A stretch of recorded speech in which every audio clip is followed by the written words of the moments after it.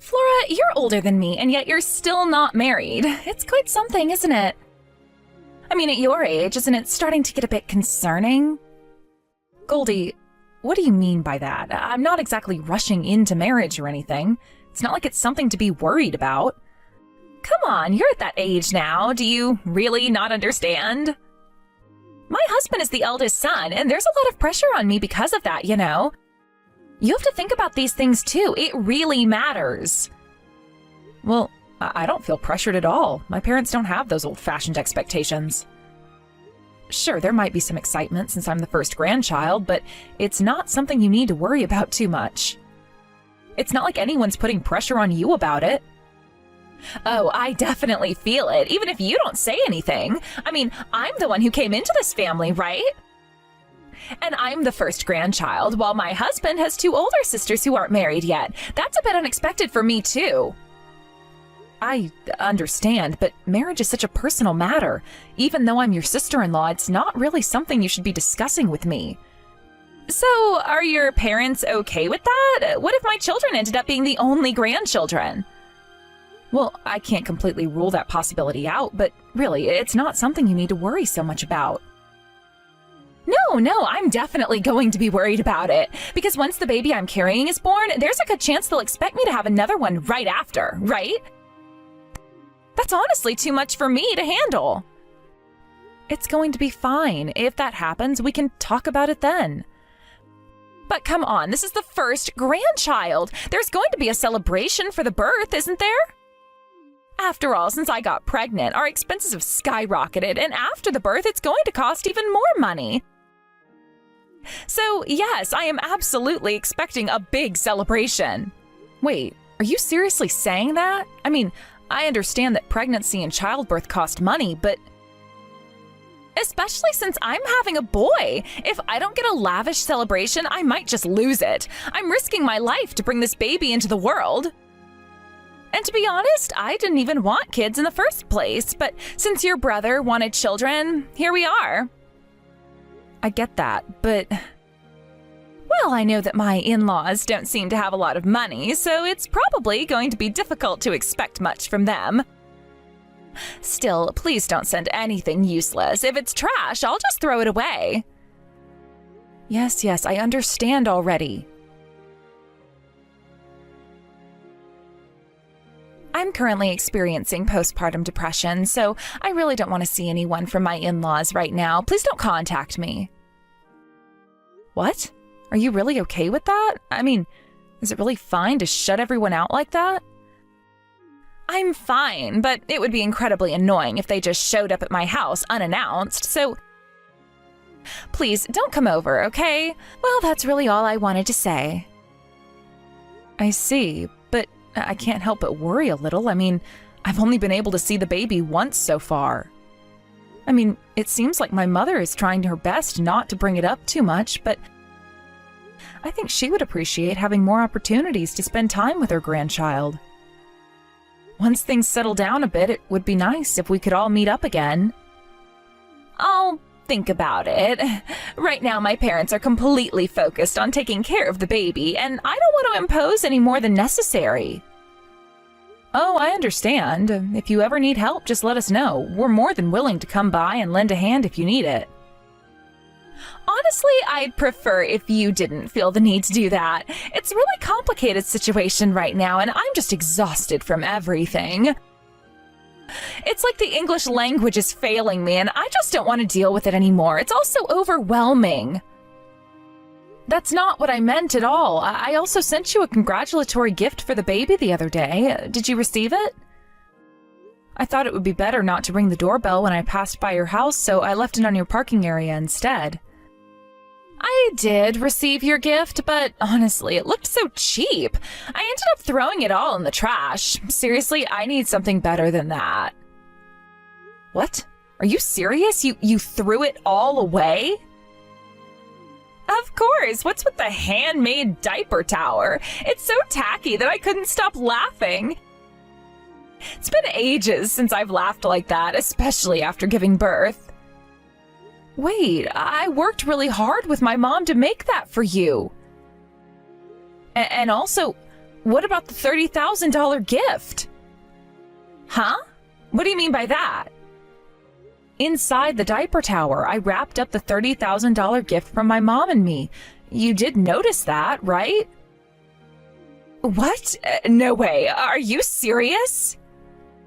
That's exactly what I want to know. Did you really throw it away? That's impossible. If that was the case, you should have mentioned it in the letter. This is the worst. Of course I threw it away.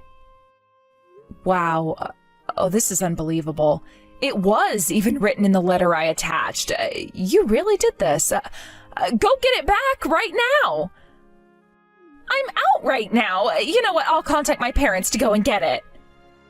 Wait, you're out this late? I'm going to contact my brother right now. It would be faster if you reach out to him, right? I mean, I know you need to tell your parents too, but still. No, wait, the gift was sent to me, right? That means I have to receive it. Huh? But it's also a good idea to let your brother know. I thought it was strange that I hadn't heard anything yet, so I asked you first. Oh, whatever. I'll just send my parents to get it. Seriously, please stop being so attached to your brother. I have enough on my plate right now, so this is all I can handle. Hey, wait a minute. Make sure you talk to my brother properly, okay? I don't want any misunderstandings. It's really important that you communicate everything clearly, especially now that you've had the baby. You don't want any issues arising from this, do you? I found it! It was still there! I'm so relieved I found it in time. But seriously, she threw it out regardless of the garbage collection days or anything. What on earth is she thinking? This is such a hassle. I'm so sorry about this. You found it? Oh, that's great. I'm really glad you contacted me right away. But wait, you were home taking care of the baby, right? Then why did you insist on calling your parents instead of me? It would have been much quicker to reach out to me. I didn't want you to take my money. I knew if I told you, you'd just put it in the baby's savings account, and I wanted to use it all myself. Oh, is that what it was? I figured something was off when I saw how you were acting. Yeah, that's exactly it. I think there's something you're hiding from me. Hiding? Like what? By the way, are you out right now? Are you out having fun? Yeah, it seems that way. She sometimes goes out like this. Before, she was staying with her parents taking care of the baby. I'm not entirely sure why, but ever since I started taking parental leave and stayed home with the baby, she's started going out alone now and then. Oh, really? Well, the way you say that makes it sound like you've been thinking she might have been going out more when she was at your parents' place, right? Yeah, there's a good chance of that. I don't think it's a bad thing to go out occasionally. Just because she's a mother doesn't mean she has to be glued to the baby all the time. I'm here, and so are her parents. We can all share the parenting responsibilities. Taking a breather is important too, I believe. But the issue is how she's spending her time out. What do you mean by that? She often comes home drunk in the morning after a night out. It seems she's been drinking with her friends from college. She comes home completely wasted and then just sleeps all day. I don't mind her going out, but she's a stay-at-home mom after all. I worry about what will happen when my parental leave ends. Will she be able to handle the housework properly again? It's a bit concerning. Oh, I see. You guys had a bit of a rushed marriage, huh? So you didn't really know about her true nature before tying the knot? Well, I guess that's about right. I think I fell into her trap more than I'd like to admit. We were supposed to be practicing safe sex, but then she ended up getting pregnant. I really don't mind because children are a blessing, but still. She got pregnant before we were married, and then she quit her job right away. It feels like I've been tricked, honestly. Wow, so you were aware of that, huh? We all kind of thought the same thing. But if you're saying you're happy with it, then that's great, right? Mom and I talked about that too. Is that so? It's possible that with the baby finally here, she's just feeling overwhelmed with excitement and letting loose a bit too much. Yeah, that could be it. So I've been doing a lot of the housework while she's out, you know? I've become quite good at cleaning. I honestly think the place is cleaner now than when she does it. Well, kudos to you for that, but don't forget to thank your wife. After all, she's the one maintaining the home. Even if she's not great at housework, you still need to appreciate her for keeping your life running smoothly. I get that, but, oh, Flora, I have a favor to ask you. What is it? Could you keep the fact that I found the $30,000 a secret from her? Wait, why? If she knows, I think she'd just blow it all on herself. She has this habit of spending money really fast. I mean, I get that going out drinking costs money, but if I give her cash, it might turn into a disaster. I want to save it for the baby's future. Also, I've been a bit concerned about something. Really? What's been going on? Well, I'll tell you once I'm sure about it, but there's a possibility that she might be betraying me. What do you mean by that? I have this gut feeling that she's hiding something from me and I can't shake it off. She's been acting weird lately and I can't quite put my finger on it.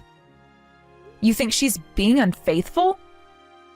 I don't know yet. That's why I'm keeping an eye on things. It just feels like she's changed since the baby was born, you know? It's like she's become more carefree and distant. I understand that having a baby can change a person, but I can't help but feel suspicious about her late nights out. Wow, that sounds intense. Have you talked to her about this at all? I've tried, but she just brushes it off like I'm overreacting. She says I should trust her and that she's just having some time for herself. I want her to have her freedom, but I also think it's crucial for us to be honest with each other. Yeah, for sure. Trust is key in a relationship. If you can't talk about these things, it's going to build up and cause bigger issues down the line. Exactly, and I really don't want to jump to any conclusions, but my instincts are telling me something isn't right. I just wish I could get through to her and make her understand how serious this is for me. Well, have you thought about sitting her down and having a heartfelt conversation when she's sober? Sometimes people don't realize the impact of their actions until they really think about it. I've been thinking about it, but every time I try to bring it up, she gets defensive and changes the subject. It's frustrating. I don't want to start a fight, but I need her to know how I feel. I totally get that. Maybe if you approach it from a place of concern instead of accusation, she might be more open to listening. That's a good point. I should focus on how I feel and not make her feel attacked. I'll try to find a calm moment to talk to her about it. Thanks for the advice. Of course, just remember it's okay to express your feelings, but it's also important to be patient.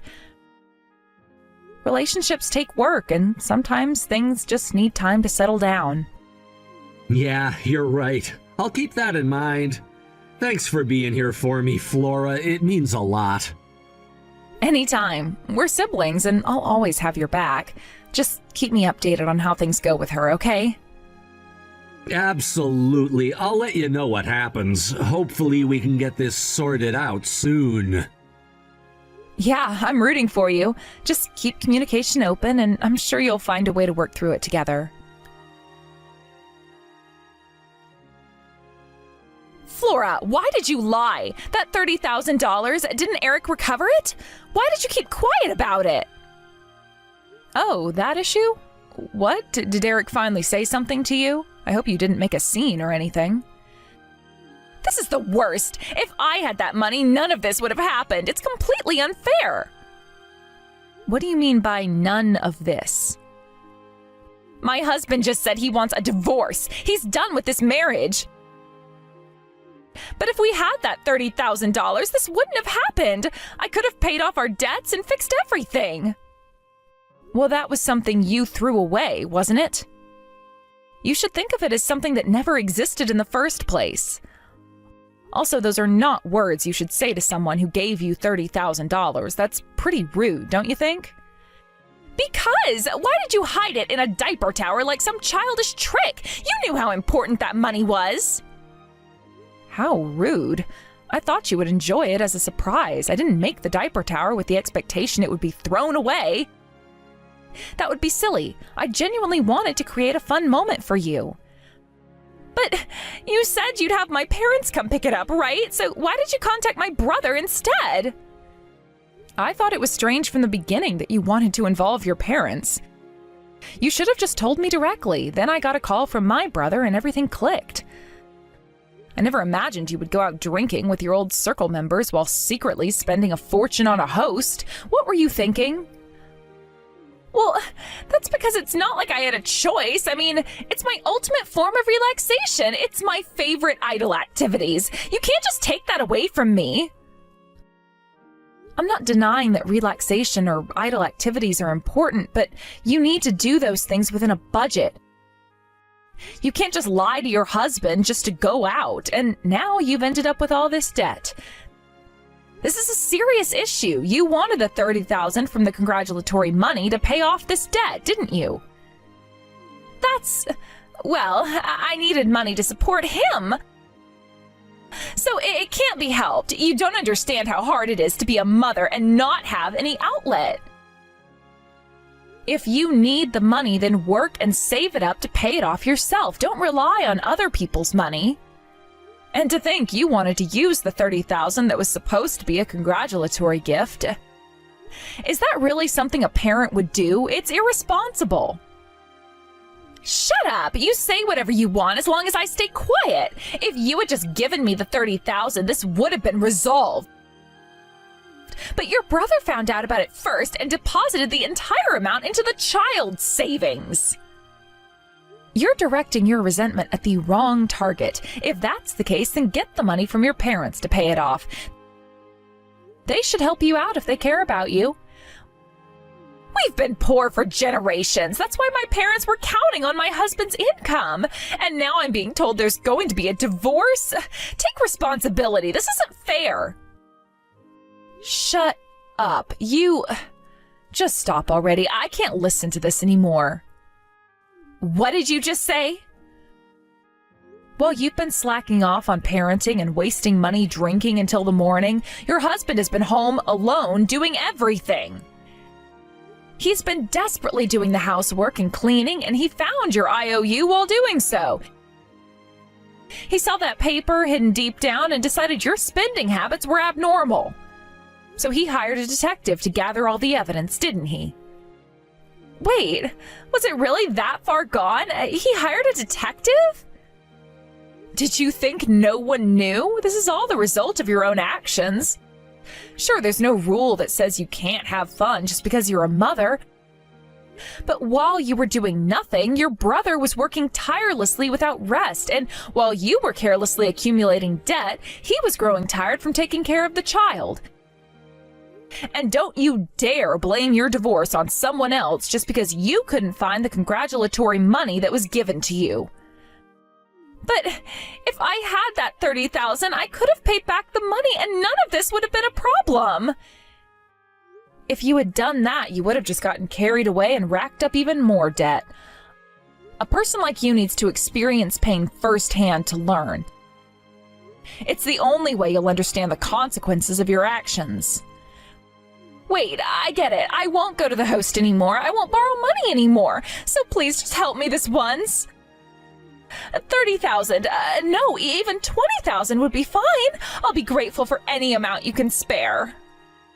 Look, we're not rich either. It's not an amount that just magically appears when you wish for it. We're also desperately gathering every penny to make ends meet. Just like you said, I don't have a boyfriend, nor am I planning to have children.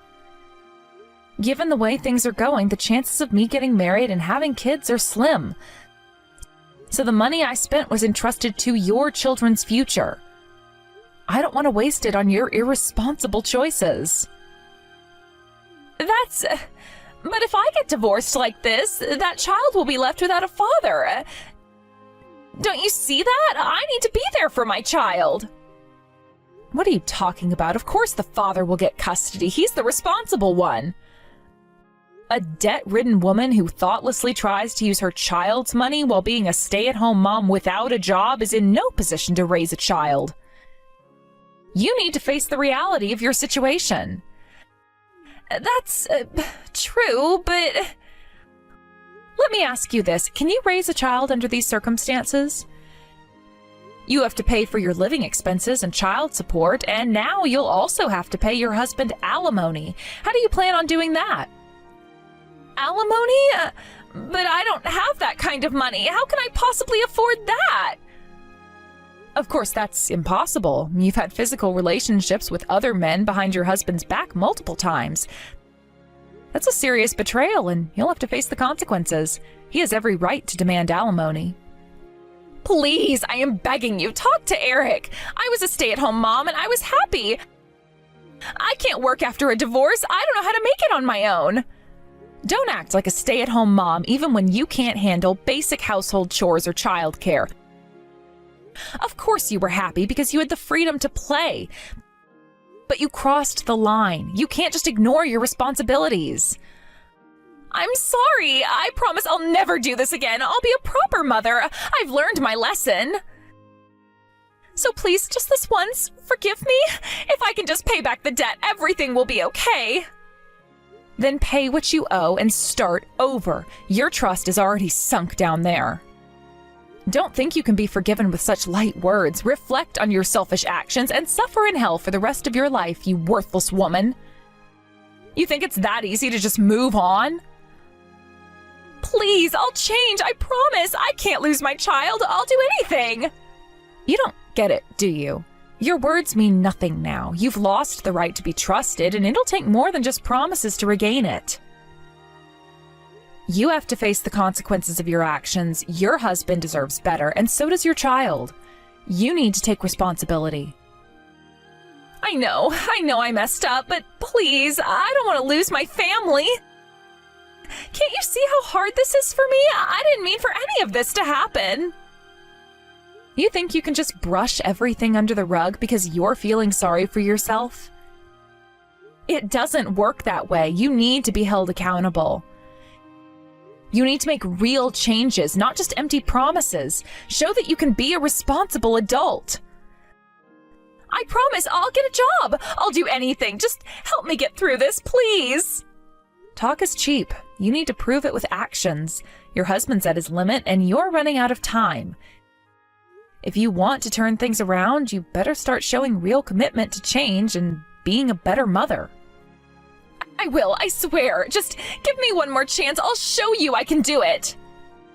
Make sure you mean it, or you'll find yourself in an even worse situation than you're in now. Remember, you're not just risking your own future, you're jeopardizing your child's as well. Please, I don't want to think about that. I just want to make things right. I want to fix this and be a good mother. Then start by being honest with yourself and those around you. No more lies, no more hiding. If you want a chance at redemption, you'll have to be willing to fight for it every single day. I understand. I really do. I'll just do whatever it takes. Just don't give up on me yet. Well, it's too late to ask for that now because every single one of us has given up on you now. I hope that you have fun rotting in hell for all that you've done to us. Goldie was reportedly devastated when my brother firmly informed her of the divorce, breaking down into tears. However, it seems that my brother had completely lost all feelings for her, leading to the divorce proceeding without any further hesitation. The emotional impact of such a revelation can be immense, especially when a relationship that once held promise crumbles so suddenly. Under the guidance of a private investigator who advised him to be thorough, my brother had secretly installed hidden cameras during their discussions. This allowed him to capture the moments when Goldie, consumed by anger and frustration, attempted to lash out at their child. The recordings became crucial evidence in the divorce proceedings, revealing the true nature of her behavior when confronted. It's chilling to think about how a moment of anger can lead to such devastating consequences, not just for Goldie, but for the child caught in the middle. Following the divorce, Goldie lost her rights to see her child, and she would never be around to meet them again. The emotional toll of the situation must have been immense for her, but at the same time, it feels almost like poetic justice, considering her previous actions. The loss of her child would be a permanent scar on her heart, serving as a constant reminder of her decisions and their fallout. Now, buried with debt, alimony, and the necessity of earning a living, Goldie reluctantly found part-time work. Every day she struggles to make ends meet, and honestly, it's hard not to feel a sense of schadenfreude in this situation. Her previous lifestyle, filled with careless spending and reckless choices, has turned into a harsh reality. She now has to wake up early each morning, facing the drudgery of her new life. Each day serves as a reminder of what she lost, and it must be excruciating to see the stark contrast between her former life and her current one. She once enjoyed a life of leisure, filled with social outings and extravagant expenses, and now she is scraping by, barely able to pay her bills. The transformation from a life of luxury to one of financial strain illustrates the consequences of her actions. Goldie's transition from the carefree existence to the struggles of a working single mother highlights the impact of her previous choices. In the past, she may have taken her brother's support for granted, believing that she could continue living her life without consequences. But now, reality's hit hard, and every hour she spends at her part-time job serves as a reminder of the choices she's made and their repercussions. My brother, on the other hand, seems to be moving on with his life. Free from the chaos and drama that Goldie brought into his life, he can focus on his child without the burdens that Goldie represented. This newfound freedom must feel like a weight lifted off his shoulders, allowing him to finally breathe and find joy in parenting, without the stress of an unstable partnership. The contrast between their current situations could not be more stark, as Goldie finds herself in a self-imposed prison of regret while her brother flourishes. Goldie's current situation also forces her to reflect on her priorities and the choices that led her to this point. The debt that she accrued, possibly to fund her previous lifestyle, now looms over her like a dark cloud. Every moment spent at work is not just about earning a paycheck, it's about trying to repay her past mistakes and the consequences of her actions. The pressure to make ends meet while managing her financial obligations is a daily burden that weighs heavily on her shoulders. She may find herself daydreaming about what could have been, contemplating how different things might be if she had made better choices. The longing to see her child again might haunt her, knowing that her actions directly led to her current circumstances. The realization of what she lost may bring moments of deep sadness and regret, forcing her to confront the gravity of her decisions. As she navigates her new life, Goldie will likely encounter challenges that push her to her limits. Balancing work and life without the support she once had will be a daunting task. She might have to rely on friends or acquaintances for help, something that she may not have been used to before. This reliance on others could bring about feelings of vulnerability and insecurity as she comes to terms with her new reality. Her interactions with others will also change. She may find it difficult to relate to those who still live the life she once had. The envy and resentment she might feel towards them could lead to feelings of isolation. She may struggle to connect with those who don't understand her plight, further exasperating her sense of loss and grief over what she used to have. In the midst of this struggle, there may be moments of clarity for Goldie. These moments might help her realize the true cost of her decisions and the importance of responsibility and accountability. She might begin to understand the value of hard work, the importance of financial stability, and the love that comes with being a parent, something she took for granted. Eventually, Goldie may find a way to rebuild her life, whether it's through new friendships, personal growth, or professional development. She may start to carve out a new identity separate from the mistakes of her past. This journey towards self-improvement could be transformative, allowing her to redefine her purpose and goals in life. Yet the scars of her past will remain, serving as constant reminders of what she lost and what she must overcome. Her journey towards redemption may be long and arduous, filled with obstacles and setbacks, but it will also provide opportunities for growth and learning. Goldie's story serves as a cautionary tale about the consequences of neglecting one's responsibilities, illustrating that one's choices can profoundly affect the lives of those around them. It highlights the importance of being accountable for one's actions and the impact those actions can have on family and relationships. In the end, Goldie's path to recovery may lead her to a deeper understanding of herself, her values, and the importance of cherishing her family.